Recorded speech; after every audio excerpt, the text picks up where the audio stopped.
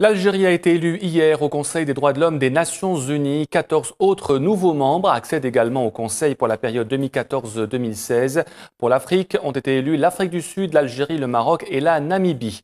Quelle signification peut-on donner à cette élection au moment où plusieurs rapports critiquent la situation des droits de l'homme en Algérie?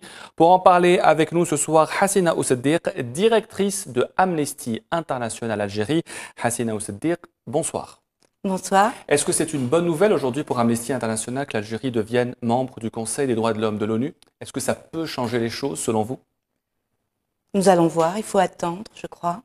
Simplement, l'Algérie a été élue au Conseil des droits humains, des droits de l'homme des Nations Unies. Maintenant, l'Algérie doit garantir une meilleure promotion et protection des droits humains dans le pays. Alors, il faut savoir que pour être élu au sein du Conseil des droits de l'homme, il y a des conditions aussi à remplir, il y a des engagements. Est-ce que vous pensez que l'Algérie va tenir ces engagements qui lui ont permis d'être élue au sein du Conseil des droits de l'homme? Hassina Ousseddiq. L'élection ne signifie pas qu'un État est champion des droits humains.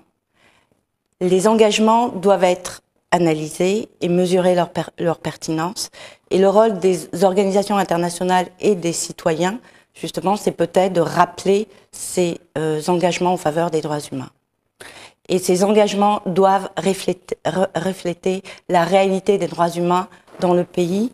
C'est-à-dire que si on prend un certain nombre d'engagements à titre illustratif, la société civile est bâillonnée en Algérie. Nous n'avons pas le droit de manifester, et notamment à Alger. Le vice-président d'Amnesty a été arrêté 2 fois. Nous avons une nouvelle loi sur les associations qui est liberticide.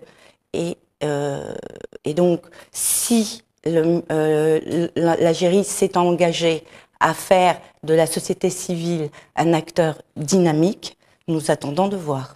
Au mois de septembre dernier, lors de l'ouverture de l'Assemblée générale de l'ONU, le ministre des Affaires étrangères, Ramtal Lamamra, a affirmé que l'Algérie s'engage aujourd'hui à partager son expérience en matière des droits de l'homme et à améliorer ses propres performances. Y a-t-il, selon vous, aujourd'hui, une contradiction entre le discours et les faits réels? Je pense qu'il faudrait vraiment voir, je veux dire, un État s'engage à œuvrer pour les droits humains au niveau international et au niveau national. C'est une occasion, justement, pour un gouvernement de s'engager un peu plus pleinement dans les droits humains. Il s'agira de voir si réellement ces engagements vont se réaliser. Concernant ces engagements, déjà, ce qu'on peut lire puisqu'il y a une vingtaine d'engagements futurs pour l'Algérie. Sur certains engagements, nous avons quelques réserves. L'Algérie parle de partager son expérience en matière de lutte contre le terrorisme. Faut-il rappeler qu'il y a eu des violations des droits humains? Et là, il est important que des ONG des droits humains disent que la sécurité des citoyens est importante. Il est normal que l'État s'en préoccupe. Et Amnesty œuvre pour que ça soit pris en compte, mais sécurité et respect des droits humains ne sont pas deux choses inconciliables. Si on prend maintenant un autre engagement qui concerne la réconciliation nationale, qui est un dossier beaucoup plus douloureux pour l'Algérie, puisque nous savons que nous avons un grand nombre d'Algériennes, d'Algériens qui ont perdu des pères, des mères, disparus, et nous ne pouvons pas accepter que réconciliation nationale se fasse au détriment de la vérité et de la justice. Comment jugez-vous aujourd'hui la situation des droits de l'homme en Algérie à Amnesty International? Est-ce qu'elle est positive ou négative? Ou est-ce qu'il y a encore des choses à améliorer, Hassina Ousseddiq? Il n'y a aucune. C'est difficile de dire qu'une situation est positive ou négative. C'est assez variable. La conjoncture change.